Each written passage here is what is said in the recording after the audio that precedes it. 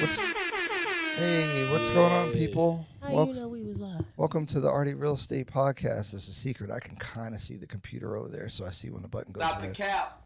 What's going on, everybody? How's everybody doing? We are going to have fun and talk about real estate. My name is Ryan Fagan. I'm a real estate broker with Fathom Realty, and I invest. I have rental properties. I invest. Oh my God, who am I talking Pick about? that energy up, Ryan. My You're brother's. on the job That's right now. what you hear is my brother talking. He's producing. He's on the ones and twos. Is that what they call it? Kevin on the ones and twos. Let's get right into it. Today we're going to talk all about offers. We're going to educate buyers and sellers on how to formulate offers, how buyers and sellers interpret offers, and just best practices, whether you're on the buy side or the sell side. And introduce yourselves, guys. Well, did we get our Ardhi music? No, we did. That's what I feel like. messed up. I didn't do All right, my hold little. on. Let's do it. Welcome to the Ardhi Real Estate Podcast, episode 28. We're talking about offers. I'm your host, Ryan Fagan, and I'm here with the dogs. And my voice. And I'm here with, we're too loud. You're mixing me out, Kev. And I'm here with Drew Thompson and Candace Solomon Dennis, whatever her last name is today. Yo.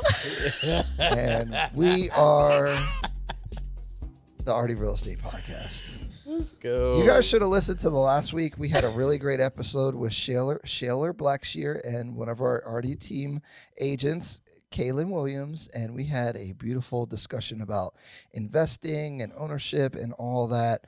And I thought that was a beautiful episode. So check that one out as well. But don't go anywhere because we're going to have a good day today. And we're talking about offers. I think this is relevant to everyone. What's up, Tina? How are you doing?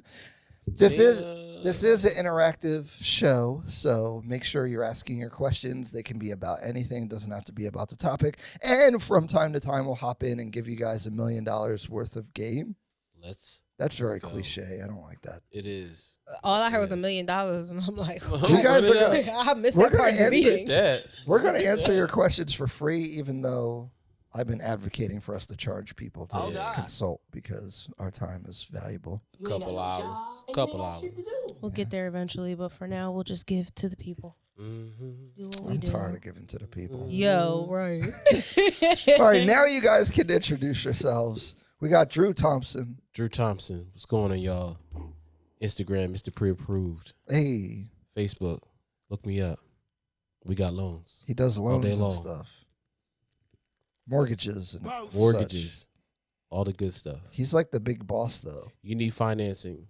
I got money. He can make stuff happen. No, for real. Do it. He can break the rules. Whoa. We not doing no rules. We don't break rules. Be legally.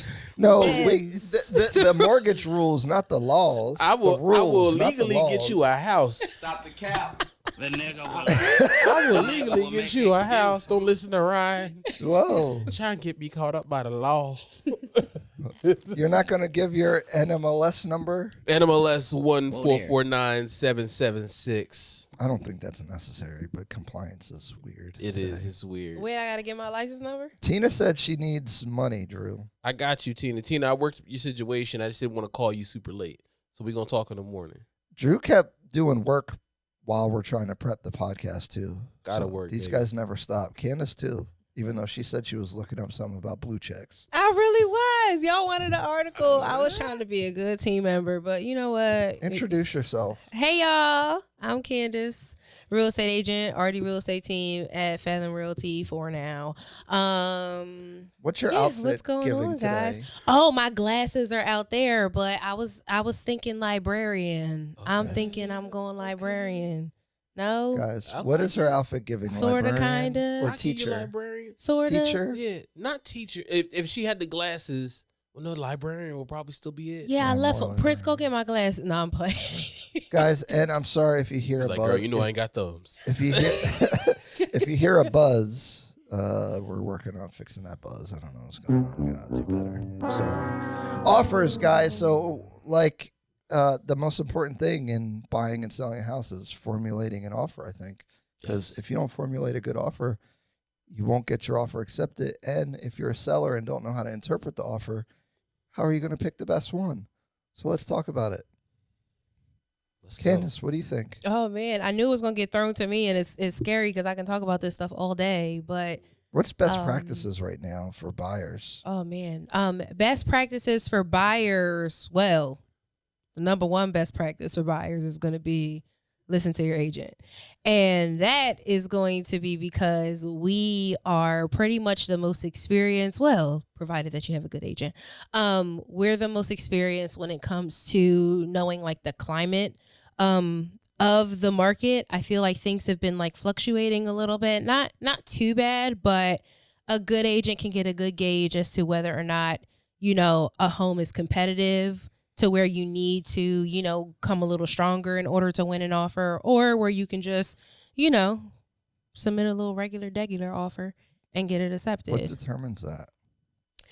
In my opinion, and we actually talked about this on our team meeting, which worked out for Kaylin today, is I look for if the property's been on the market for a while, and by a while I mean like longer than a month or something like that, and I see no evidence of like other showings being requested or other offers. Sometimes I'll even go to the listing agent and say, hey, like, do you have an offer deadline? Just to see if they have something lined up. Because if you have an offer deadline, it typically means you have other offers and you're, trying to make a decision by a certain date. And if that response is, no, we don't have an offer deadline, just, send an offer when you want to send it in, then that's just my indication that there's either no competition or the competition's very light. And if that's the case, then I don't have to offer you the sun, the moon, and the stars. There you go. What if they just drop the price? If they just drop the price, see, it's still going to depend, because a lot of times, depending on the property and depending on the amount of the price drop, if it drops down to a more appropriate price, now you're falling into the budgets of more buyers. So you're actually increasing competition. So it really depends. If it's a good home that was previously overpriced and now it's like falling in line with the price, sometimes you still have to submit a stronger offer. So it really depends. I try to fill the listing agent out, honestly. What do you think the most important thing to sellers is? Price, closing date, contingencies, et cetera, et cetera. Me specifically? Me? Yeah. I would say You're the offer acceptor. Well, if I had to pick one out of all of those, of course, it's like on a case-by-case basis, which is why that conversation with the listing agent matters so much, because I'll ask them, what's the seller looking for? And that doesn't necessarily mean a dollar amount, but does your seller want to fix stuff? Does your seller want to sell by a certain date or whatever? Because all of those terms and stuff matter. But if I had to pick one thing, I'd probably say those contingencies matter the most. Because you can offer me X amount of money, but if it doesn't appraise, I'm not actually getting all that money. And you can tell me that, oh, yeah, we're going to get a home inspection and you're going to offer me above the asking price and everything. But if you get that home inspection, you're asking me for 10 grand worth of repairs. I'm not making all the money you told me I was making, because now I'm dishing out 10K to fix stuff for you. So I feel like the contingencies matter more than anything. Do you think the appraisal gap's probably the strongest thing you can put in an offer if you're pushing the sales price, the list price? Because I feel like even if you can offer just a couple $1,000s in an appraisal gap, it's like a guarantee that they're going to get a certain amount of money. Yep. Which I think should trump most other factors. Yeah. I definitely think appraisal gap trumps financing. I think an FHA offer with an appraisal gap can definitely outbeat a conventional offer with no guarantee above the appraised value or anything like that. I think an appraisal gap can beat out a closing date. Like, a seller will wait 2 more weeks to make a couple extra $1,000. Like I would if I was a seller. I'm trying to think of other terms, but definitely that appraisal gap, because that's a promise. Everything else is up in the air as the process moves on. We're kind of, setting things in stone. But the appraisal gap is the one thing you put in the offer where it's like, all this other stuff can change, but this is something that I know is going to happen. And if it doesn't, I'm moving on to the next buyer. Let's explain a little bit about what an appraisal gap is. And so if you offer $300,000 on a house and then it appraises for $290,000 before COVID, normally the seller would just drop the price to $290,000, so they'd basically lose out on that $10,000. But you won't find that out until the appraisal's done. So you've been under contract for maybe 2 weeks, And so the seller's kind of in a tough spot where they don't want to put the house on the market, so they end up dropping the price. Nowadays, because offers are coming in, or a lot of offers are above the list price, agents are getting savvy and putting what's called an appraisal gap, where you're promising that you're going to pay a certain amount above the appraised value up to the offer price, based off of it coming in short. Does that make sense? Makes sense. Did I say that good? Yeah. So whatever the sale price is, if the appraisal comes in short, you're agreeing to pay the difference between the appraisal and what the sale price is. X amount. So X if you amount. say $5,000, I'll pay up to $5,000 Yeah. above. Mm-hmm. But if it only comes in short $2,000, then you only pay $2,000. You don't overpay. Accurate. But it's like insurance, right? Because you're basically, when a seller looks at those deals, and I would always recommend a seller take their appraisal gap deal first, is because you're guaranteed, if they do a $300,000 offer with a $5,000 appraisal gap, they're guaranteed to get more money than someone who doesn't put the appraisal gap, basically. Mm-hmm. Yeah, for sure. So you're kind of gambling, because it'll help your offer if you put an appraisal gap as a buyer and then you don't have to pay it, but it helped you win the offer even though you didn't pay it. Mm-hmm. So that's pretty cool. Yeah, it's all going to depend on that appraisal. How many, Drew, like, what are you seeing? Like, how often are appraisals coming in short? So right now, I haven't had any since the beginning of 2023. I haven't had any appraisals come in short. Really? How Which many is- loans about? About 20. Okay. But so what I have seen is, instead of offering, the appraisal gap, people will kind of pounce on the fact that, maybe the property just went back on the market or something like that. So they'll say, all right, well, I've got, X, Y, and Z. I can close in X, Y, and Z days. You guys already have an appraisal from the last one.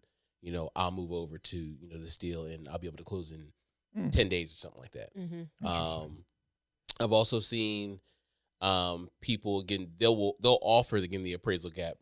I think that definitely makes the offer stronger on the surface and everything like that, because again, the seller already knows, like, hey, if I do have this problem, I'm going to get this $5,000. So they're guaranteed if it comes in short. And a lot of people are worried about that because, again, there's not a lack of housing. There's a lack of sellers right now and everything like that. So, people are pricing their houses sometimes, not everybody is a good agent, like Candace was saying. So some people are overpricing the house, and, you run into that issue of, all right, well, I don't think this house is going to appraise here. Or people offer over, and the seller, I had a seller, listing agent reach out to me. He was like, I don't think this is going to appraise for that. Mm-hmm. Like, what are you saying? I'm like, well, I didn't think that either, but that's what the agent thought was doable. So it's really, like you said, it's really mastering that fact of crafting the perfect offer and everything like that, and making sure that they are, again, one, sound, and that the house may appraise for that amount. If you're within, $5,000 of what you're asking, of course, it makes sense. You know what's funny? What's that? Here's a trick. Give me the tricks. If I see that the agent looks like they're inexperienced, like I Yo. might look up like their transactions. If I'm on the buy side and they have the listing and they don't have a lot of transactions, I might just offer a really high offer price See if they take it. and just see if they take it without any gap, because then I'll just beat them up in the negotiation when it comes in, the appraisal comes in short. Because after those 2 weeks of being off the market, you gain more leverage on the buyer side. So, it came in short. Oh, well, why don't you guys just drop the price? Pro tip. Don't. That's a pro tip right there. Don't let that go out the window, y'all. Don't let it fly. Yeah. Because at that point, they can't backtrack with their seller and be like, "Oh, well, no, they're just lowballing us. No, you This is what overpriced the the house house. is worth. You shouldn't have accepted it. So, hey, like, you got to come with a little bit of humble pie. So, And if it's FHA, that's an FHA record now. So I mean, if you're going to sell it to FHA, you're going to have to take this price, yeah, absolutely. or you're going to have to relist the house and alienate all FHA buyers and probably VA and only take conventional. You limit your buyer pool, which can hurt your, because then your supply goes down. Right. But wait, while we're on that, because I feel like that's huge.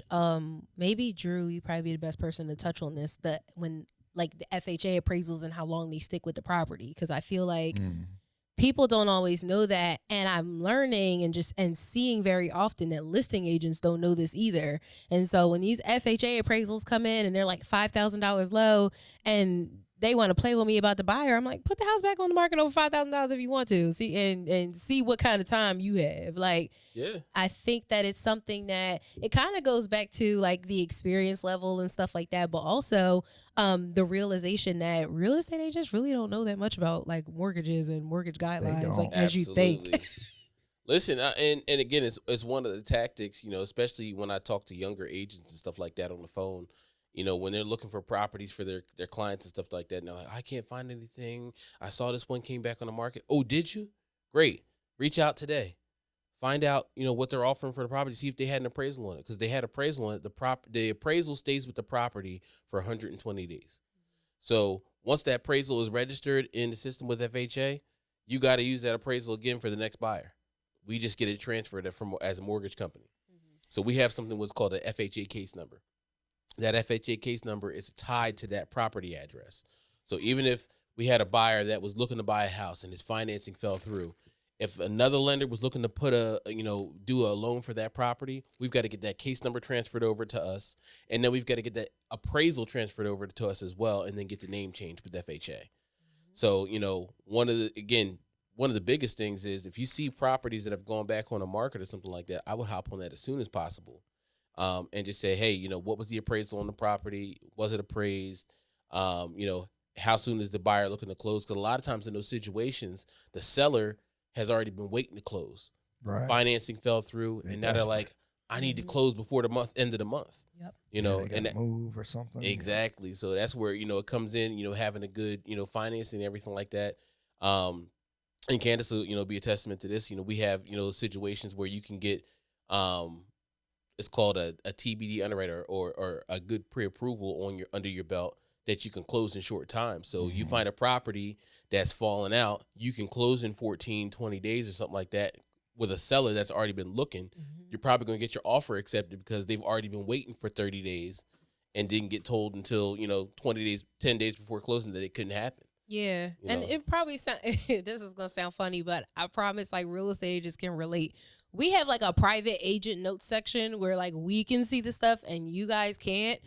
But we'll see some notes in there like, yeah, the seller just wasted all this time with this buyer and they couldn't even afford the house. And now I'm looking at it like, well, wait, I got a buyer that can close in 2 weeks. So Yeah, what's up? Like, what's up? Like, can we close? This conversation reminds me of something I always think about is that agents lose clients' deals and money all the time without clients knowing about it, especially on the list side. Oh, God. The number one is the pictures. If they post your house with no damn professional pictures, you are losing money. What is going on? Me and Ryan laugh at y'all listings all the time when they had the cell phone pictures. I said, look at this. Include Drew in this because I be looking at lists. I'm like, oh yeah, nah. You taking a picture in the bathroom, I see your head in the mirror, in the reflection. Yeah, I'm gonna need y'all to get y'all lives together. Listen. Smartphones have 50 megapixel cameras on them now. Like, get one. But even even if you do one of those, it looks better than what y'all doing now. Where like the thumb's in the picture. the thumb is in the picture. Get it refinished or something. But the reason why that's bad is because you will get less people to look at the house, which reduces your pool of activity or like interest in the property. So again, supply and demand, you're reducing your supply. Or actually you're reducing your demand. My bad. Yeah. You're reducing the demand. So then the price could fall because of that. You don't always get punished for that, but there's no reason to not have good pictures. Listen, I know whenever I go to look at a listing on Realtor or something like that, and the pictures is trash, I'm just like, the Realtor's trash, or not the real estate agent. Yeah, I'm like, why would you? It's either that, or I know there's something wrong in the house. Like if you're not giving good pictures, there's something wrong in the house, or the Realtor just did not take the time and the effort to get professional pictures done. And you should have worked with somebody else. Yep. Can I tell y'all something I used to do? Because I had a lot of FHA buyers and they were getting outbidded all the time and all of that. those ugly picture photos, if I saw in the listing description that it was like, and I looked at the like the timeline as to like when the seller bought the property and stuff like that, and I could tell it was a flip, I'm like, all right, this is recently renovated. The pictures are just trash. And it'll probably be dusty when we get in there, but let's get a professional clean. And this is a remodel property. I've gotten like a handful of buyers offers accepted just because the house was sitting, and it wasn't that anything was wrong with the house. The marketing was just absolutely terrible. Like I remember sending properties, like I'm thinking of a property right now in my head in Belmar. It's ridiculous. Where I sent it to the client and he was like, Candace, why are you sending me this? And I'm like, I went and saw it for myself, and I think that you like it. And we ended up seeing the property. We only offered the asking price, mind you, y'all. This was back in 2020 where nobody was getting their offer accepted, just offering the asking price. Offered the asking price, FHA financing, got a full 6% seller assist, and this was a flip. He needed to do absolutely nothing but move his stuff in. And it was all because the pictures were absolutely horrible and there was bamboo everywhere. What's going on, Ebony? What's up, Avery Hunter Brooks? He said, presentation is everything. Ebony said, the ghetto. Look, ghetto, thumbs in the picture. And if you guys have questions, feel free to put them in and we'll talk about it. I wanted to, back to the theme of agents losing their clients' money, not answering the phone is another one. Listing agents. Answer the phone. I don't want to say no names, but don't work with Redfin. Oh, yeah, you're going to lose money. They're not going to act right. You're going to lose money. The agents, they're like working with like new construction real estate agents. They're there as a formality. Yeah, they're paper pushing. They'll send your offer in, and then you won't talk to them until closing. Yeah. Like, it's the worst. I hate working with their agents. It's horrible. With a passion. I showed a property in Sicklerville like 2 weeks ago, and I'll pull up. My client was running a little late because they stopped at Chick-fil-A, but that's beside the point. That irritated me. I'm sitting outside the house, and this other person pulls up, and I'm like, that ain't my client's car, but they get out, and they're like, are you the realtor? And I'm not thinking. I'm like, well, yeah, I'm a realtor. Like, you need an agent? Like, you want my car? Like, what's up? And he's like, no, I feel something out on that Redfin thing, and you supposed to meet me here. I said, I ain't supposed to meet you here. Somebody supposed to meet you here. Yeah, it's crazy. That ain't me. That ain't me. What they look like? You got their picture? What's their name? Like, I don't. He like, nah, it's just the agent, but I think it's a woman, and you was a woman, so I was like, oh God, like I can't. Yo, it's the worst. You know another thing that agents do that loses sellers money? What's that? Talk too much. Explain. Real estate agents love to talk. Yeah. If you get them on the phone, sometimes they start giving information they should not be giving you. Oh, I love they that. start telling you that they got to move and they just got a new job and this and that. I said, oh, okay, well, I know how to formulate the offer. I know that they're motivated.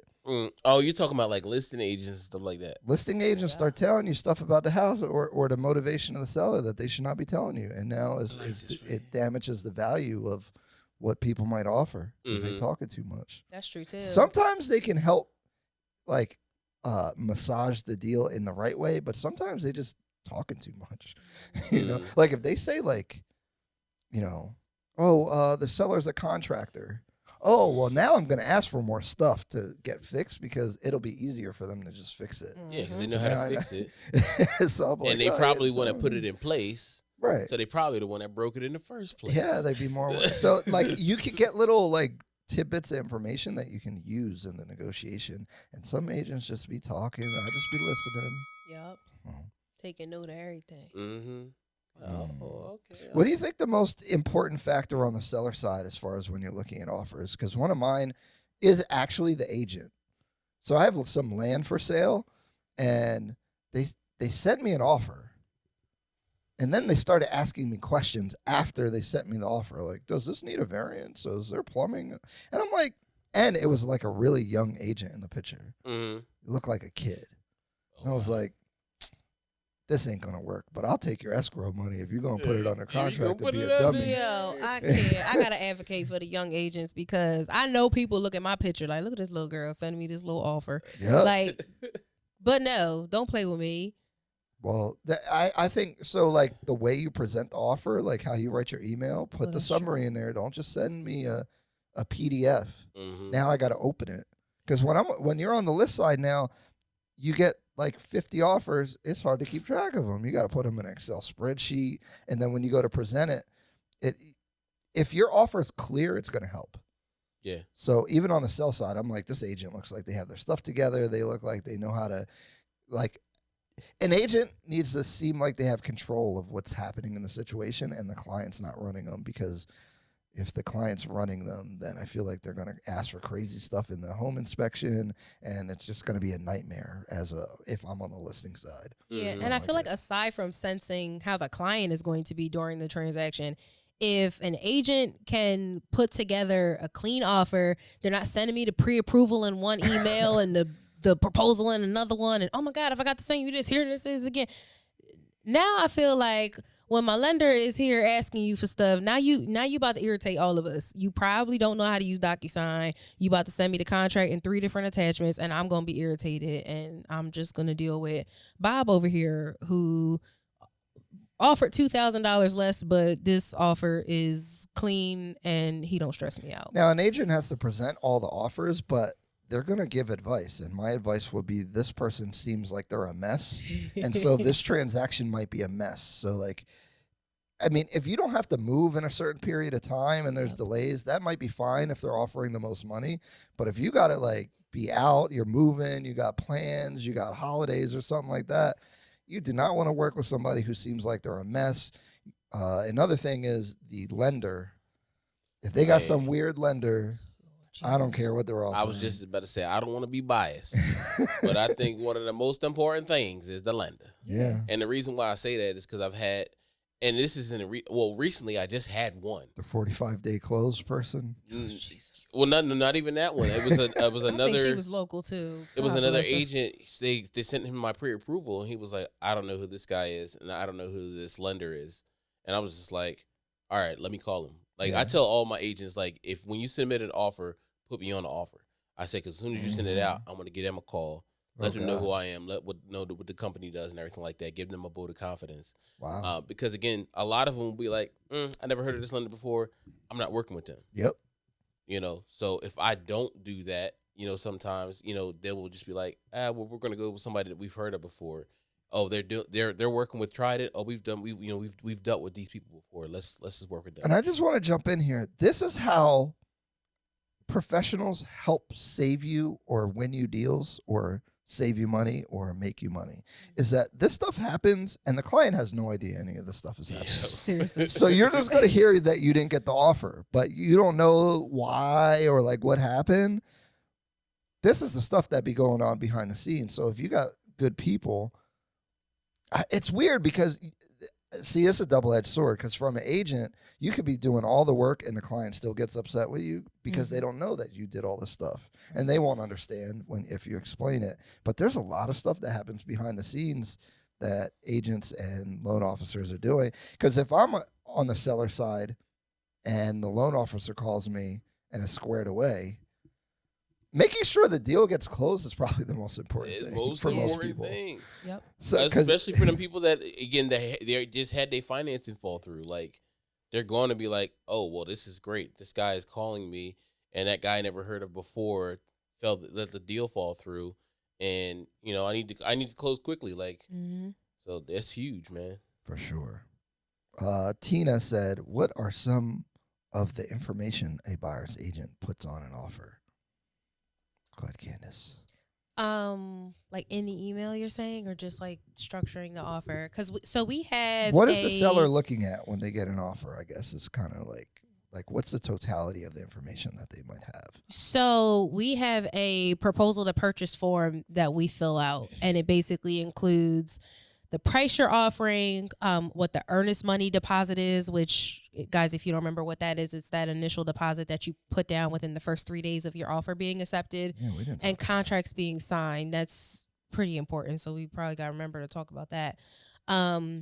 It outlines like the type of financing you're getting, and of course like the loan amount and stuff like that, the closing date, And then any other, it says contract provisions, which is basically like the terms and stuff. So are you getting home inspections? There's like a comment box where you can put in if you're asking for seller concessions, if you're going to add an appraisal gap. Basically, I put in there whatever kind of notes I want to put in that I feel like is going to strengthen the offer.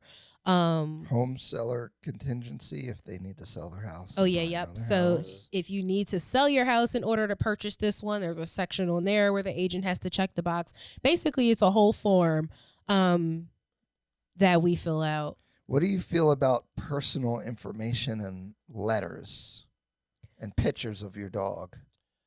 Isn't that illegal? You can't do that. So Are it's you not supposed to? banned in a whole bunch of states. We should probably look it up because it's already banned in a whole bunch of states. It's just New Jersey's not one of them. So. They just say that it's like frowned upon or just not recommended. And because we are required as realtors to present all offers, if an offer includes a letter, I have to present it. But a seller can say, I don't want to see none of them letters. Don't show me the kids' the high school prom pictures. Like, I don't want to see none of that. Just show me the money. Just show me the facts. And I want to pick based off of that. Personally, I think that's what's best. And when my buyers are like, can I write a letter and tell them that I want to, usually I'm like, I'd rather you not. I've had people do that, and I've had people use like fake pictures too because they want them to like know they were black, and they like put like babies in the picture. Like, we are 3 kids. We're looking for this house, and this means everything to our family. We're living in a 1-bedroom shack, and there's 8 of us. Oh my god! Like, people pour it on thick. See, can I keep it real with y'all? Okay, so back in 2020, it might have been 2021. I had 2 buyers put in an offer on the same property. Yes, you can do this, agents, and there's a way to do it legally. But I had 2 buyers put an offer in on the same property. One wrote the most beautiful letter I've ever seen, but the other one got the house and did not write a letter. And she's my only buyer that ever wrote a letter. And I've had some other ones that are like, would it help if I wrote a letter? And I just told them that story. Like, look, I had one that the letter was just so beautiful. Like, she put little pictures on it, had a little watermark in the back. Like, beautiful. And the seller was like, that's cute. Next. Like, You know the problem is, I had a lot of that during the pandemic. yeah. Yeah. the problem with that is you don't know who the seller is, so you don't know who you're appealing to. You might be doing yourself a disservice, which is Yeah. actually what this buyer did. Well, we work with a lot of minorities, and so you always have that to contest with. So, oh my God, Kev! Kev is killing Yeah, that one. Goodness gracious! Sheesh. But you don't know who you're appealing to, and like me, if I'm the seller, I'm annoyed if you send me a letter. I don't want to look at your letter. And think I don't about it this care. way, guys. If you're selling this house, right, and say you just recently remodeled it, you put a lot of love into the house, I don't care. how keep many it up kids you real got. nice. Let's say you're like Ryan, who just lives here with his dogs, and you have a cleaning lady, and you get this beautiful letter with this family, and they got 6 kids talking about they would love to be in your house. Mr. Ryan, the seller, is going to look at this letter and say, oh, look at this family of 8 people that's going to tear my house up. Next. My house up. Yeah, you don't know what they want. From the flow up. You Don't think do it's it. beautiful, and you think that it's giving like Brady Bunch and like the cover of like a book from like Full House or something, but really the seller is like, I love my house, and these Show me folks the are going to money. share it. Like, they're going to tear it up. Like, This no. is social media and TV is what has done that to people. They're like, oh, I saw HGTV. They wrote a letter and they got their offer accepted. I'm going to do the same thing. And then their offer don't get accepted. And then they're, oh, I don't know. But they also sold paper clips and had a budget of $3 million. Like, Yeah, please, please stop. This is a TV show, people. Like, get out of here. Mm-hmm. No letters, guys. No letters. I can't tell you no, but I'll advise you no. Yeah. Maternity leave. Maternity leave. Because I know about this. When you're buying a house, say you're on maternity leave or you're having a baby and all that kind of stuff. Talk about all those issues, Drew. So Tell the people. we as lenders can't discriminate because you're having a baby. That's It's good. wrong. I appreciate that. It's as a wrong. woman. So we can't tell you that you can't buy a house because you went out on maternity leave and you wanted to have a baby. That's great. We support you. We want baby pictures. We want all of that. But you ain't making no money. But you're not making as much money as you were before.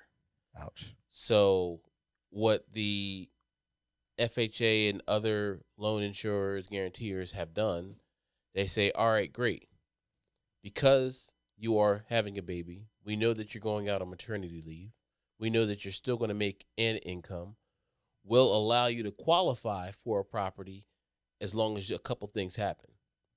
So if you go out on maternity leave and you go back to work, you've got to be back to work for 3 months, and then we can qualify you for a property.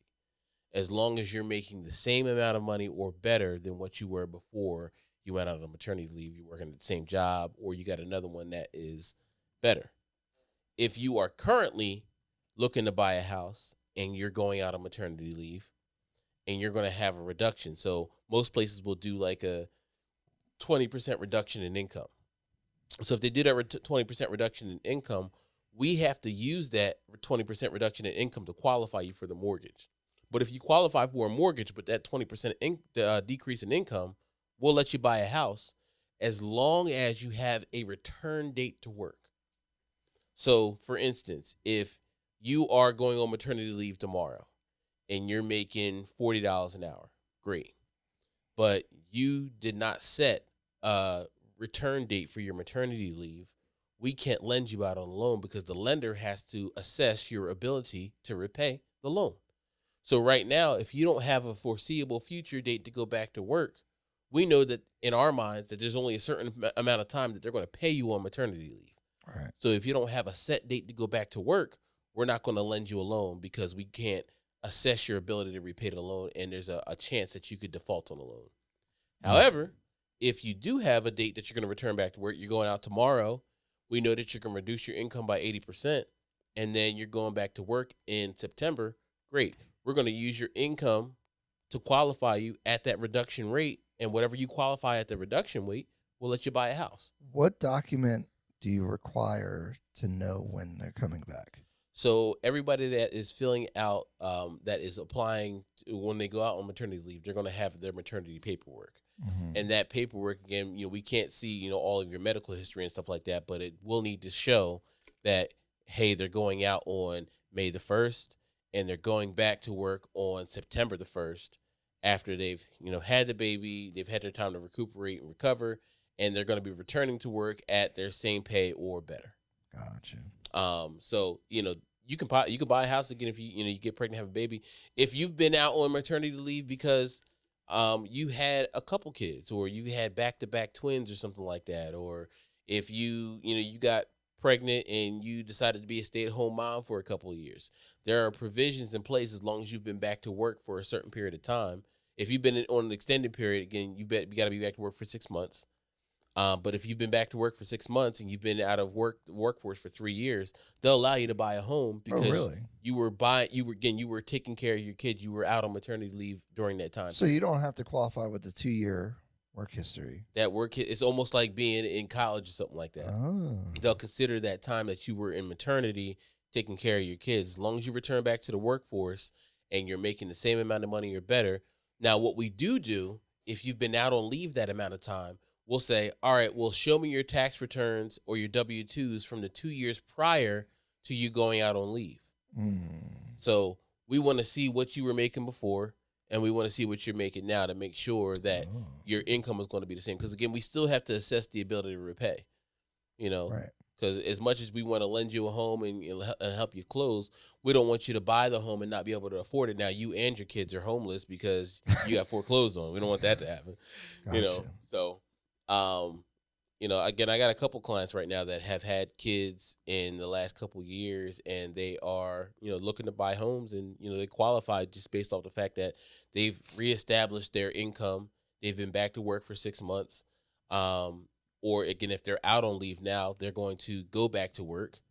And they have a set date for that, and they just had the paperwork for it. So make sure you have your maternity paperwork, available with your dates. Again, if you're going to go out and have a child, make sure you have that date set. Even if you don't plan on going back on that date, just have a date set on there if you plan on buying a house. Mm-hmm. Gotcha. Because we don't know if it's going to change or anything like that. You may get to October or September, and it may change or something like that. But at least if you have it on the paperwork, we can allow you to get a loan. Gotcha. Candace, you got anything on maternity leave? Not really. I was just about to say I actually had to do that myself because I had my son in March of 2020 and got pre-approved like September, October 2020. So all of that was kind of in my 2-year work history. But if I remember correctly, and Drew, you review my loan stuff too yourself. I think I did have to go back an extra year or something like that with the W-2s or whatever. And I had a job change. I had just started a new job or something like that. And I also, and then we had COVID too. So, and that's another thing. You'd be much better to touch on that. But even with the job loss and being able to prove like work history, that 2-year work history thing, I feel like that's another one of those things where people ask us questions and we say that there's not a cookie cutter answer, because you can literally dress up that work history however. And I tell my buyers, future buyers during consultations, is like, look, what the lender's basically trying to do is paint a picture. And as long as the picture like makes sense for the most part, and it's within the guidelines and it's legal and all that good stuff, you're pretty much okay. But don't overanalyze it so much so that you get a job and you're like, oh, well, I can't buy a house for 2 more years. Like, no, talk to a lender and see, because you might call Drew and he'll say, oh, you're a nurse and you've only been a nurse for 7 months. Okay, well, what did you do before that? Oh, I was in nursing school. Boom, there's your 2-year work history right there, because now it makes sense. Like, there's just so many ways to look at work history, whether that's the maternity leave or you're out for like some kind of injury or whatever. I feel like there's so many exceptions to all of these rules where it's like, we got to just tell you to talk to a professional. Yeah. That's where some knowledge on your own behalf is important, actually. Yeah. Because you need to answer the questions the right way. Yeah. And a good lender is going to ask you all the questions and make sure, again, that he's, putting you in the right position for that loan and everything like that. Like Candace was saying, if I see that you've had job gaps, I'm going to say, all right, well, why were you out of work at that time period? Oh, well, I was doing it. That's fine. That's cool. It's okay if you have gaps. It's just you have to be back to work for a certain period of time, and we have to write a letter of explanation. Don't think because you have a gap that you can't get a loan. You can. We just got to explain it. It's got to make sense to the underwriter.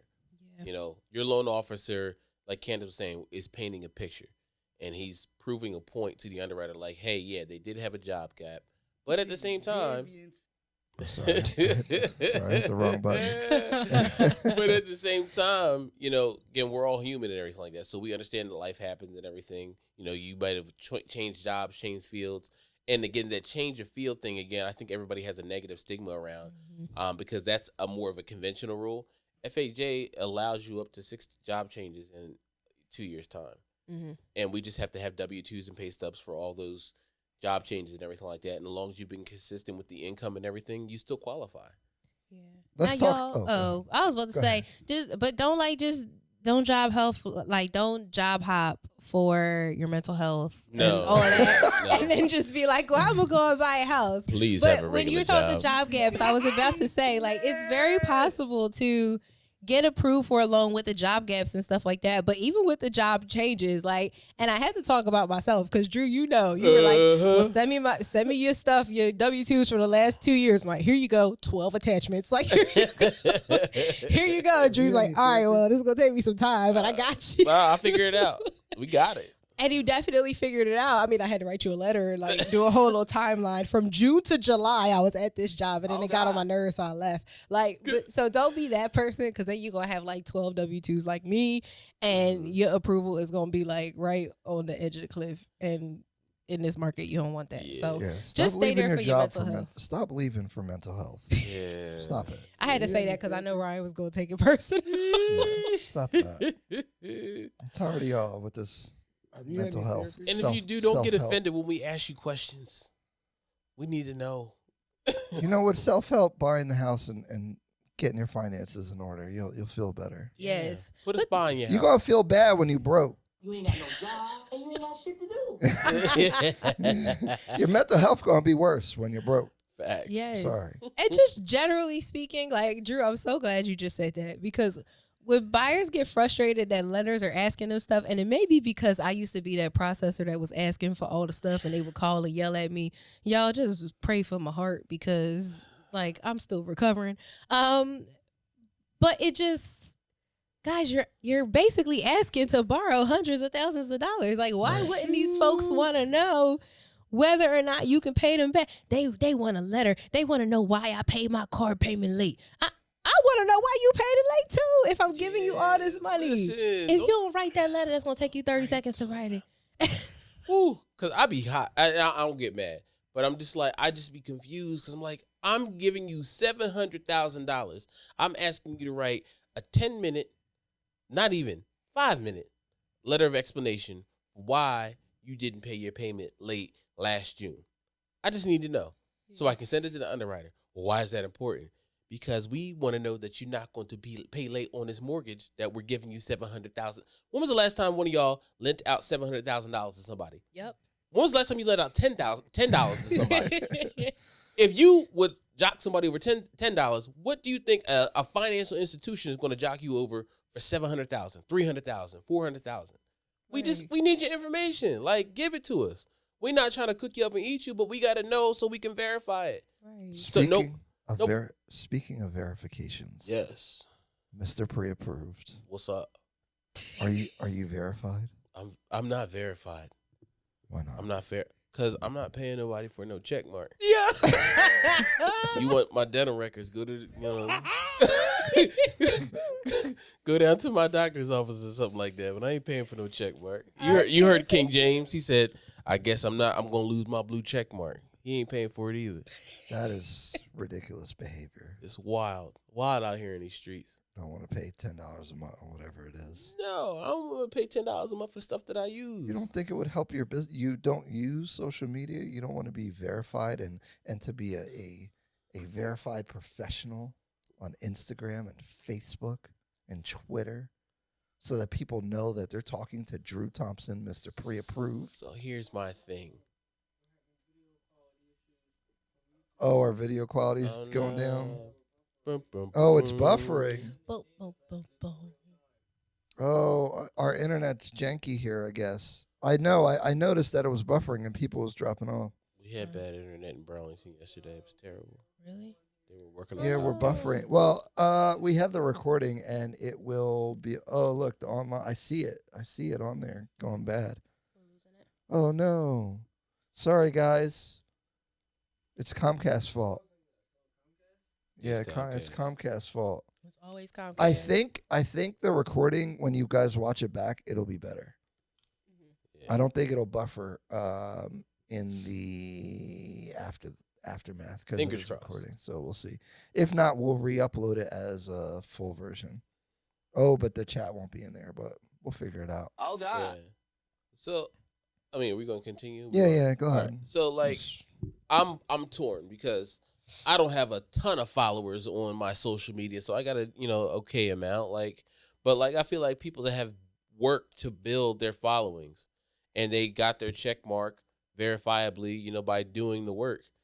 So you're telling me that the person that has 1.5 million followers has to pay $10 for a check mark that somebody that has 1,000 followers can get by paying $10 a month now. It's kind of messed up. Mm-hmm. So it's great for me because I don't have a ton of followers. Like, I got a decent amount or whatever. But like I said, I don't have 1.5 million or nothing like that. But you're telling me that I can pay you $10 a month and I can be as verified as that guy over there that's been doing the work? It kind of sucks. What do you think, Candace? Are you verified? I am indifferent about it. Are you verified? I was offered the verification. I have not accepted it yet. That's how I'll put it. Ooh. I'm indifferent about it. I do feel like it legitimizes you. Is that the word? Ryan tells me I say some words wrong. I don't know if that's the word, proper but word. it may legitimize you for a couple reasons. Where I think it's beneficial is if you've ever fallen victim to people making fake accounts posing to be you. Because I've had friends and people I know personally who are full-time content creators, and they've had people who have basically mimicked their accounts and they're messaging other people pretending to be them, and they're asking for money and stuff. And so people are being scammed, and it's kind of like defamation of character a little bit, because people think that they're speaking to these actual people, and don't let them be business people too that sell courses or whatever. They're selling these fake courses, scamming these people for tens of thousands of dollars. And now, let's say that happens to me and I have some kind of class or something, but there's somebody out there pretending to be me and people are paying them. Now my Google account is filled with all these negative reviews and all this stuff. It's hurting my business all because there's somebody out there pretending to be me. But if I was verified, like, there's no excuse, because if the account that's reaching out to you isn't this one with this check next to it, it's not me. Yeah. Are they doing enough though to make sure that the people that are paying for check marks are verified though? Like, what are they really doing? So you have to send in a picture of your driver's license, but that's and pretty much a picture of yourself. It's not even like, for my Facebook one, they're like, send us your driver's license. So I took a picture real quick, and then like within an hour, they're like, okay, verified. All good. Yeah. Like, it's not really what I can say is, though, if they only ask for a picture of the front of the driver's license, I'd be like, ugh. But the fact that they want the back and it has a little skinny thing, I wonder what they're doing with that. Because I feel like when they ask for the back, it's kind of like when you're at the airport or something, they're scanning it to make sure it's like an actual driver's license. Mm-hmm. I wonder if they're doing that. And if they are, great. If not, people have fake driver's license all day, every day. All the time, yeah. Like, I would hope that they're doing that. Because if not, it's like he's getting to a moot point. They're doing it to get you're doing it because of the revenue and everything like that, of course. But like, if they're not verifying, if they're telling you to send the back because it's a formality, like, oh, they've got it, right? What are they really doing at that point? What I mean? So I'm indifferent. Like you say, I'm indifferent. I feel bad for the people that are already verified and that earn their check mark, but at the same time, getting good for the little guy that hey, here's my picture.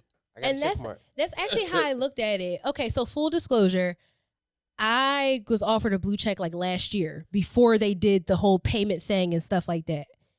I didn't feel like I was worthy of one. Oh my God. So I didn't take it.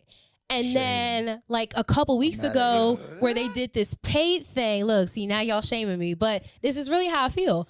And then when they did this paid thing, like, and Ryan, this, I was literally like, I feel like I'm not at the level where I should have one. Like, because when you think blue check, you're thinking like A-list celebrities, people that are, tens of thousands of followers or, millions or whatever. And I'm just like, okay, that's the goal, but I'm not quite there yet. Like, so I don't deserve it. You heard though. Like, people was like, what is wrong with you? Yeah, and so now that if I have it, I'd have to pay for it. I'm kind of like kicking myself a little bit because had I just done it last year, I wouldn't have felt like I've done the work though.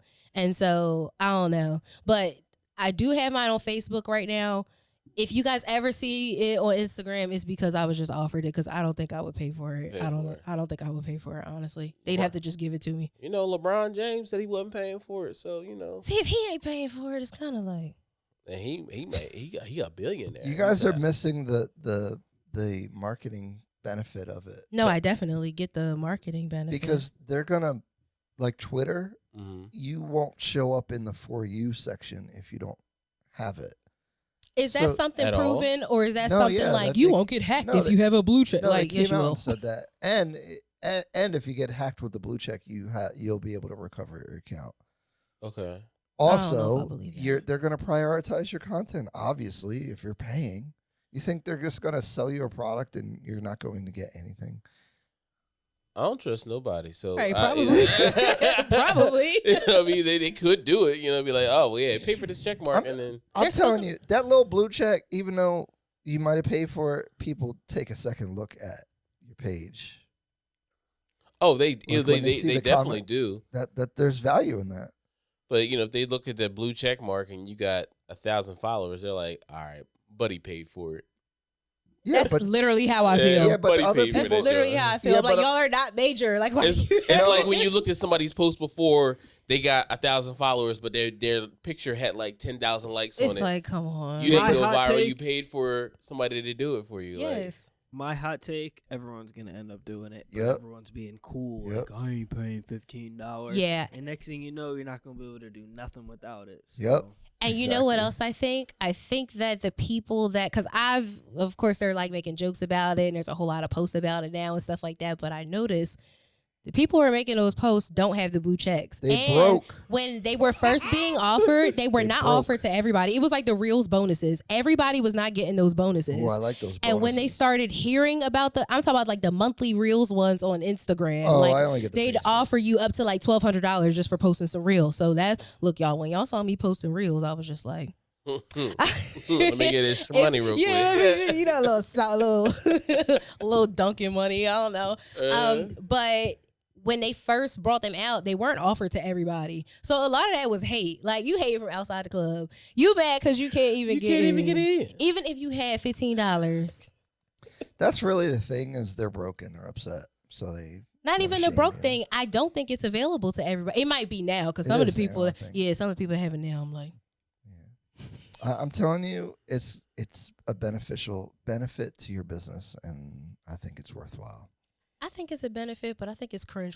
Ryan, when you was like, so what do you guys have to say about my blue check? I'm like, oh, Ryan, you got the blue check? Yes, and the world knew. Ryan got a blue check. Oh, I'm verified, baby. And now he like, oh, I'm A-list celebrity. Like, Ryan, you're still Ryan Fagan. It's okay. Go follow you right now with the blue check. Right. Blue check. Put some respect I on don't my even name. got social media on this phone. No, I actually like that so many people are fighting it, because now the blue check has more value because less people are getting it.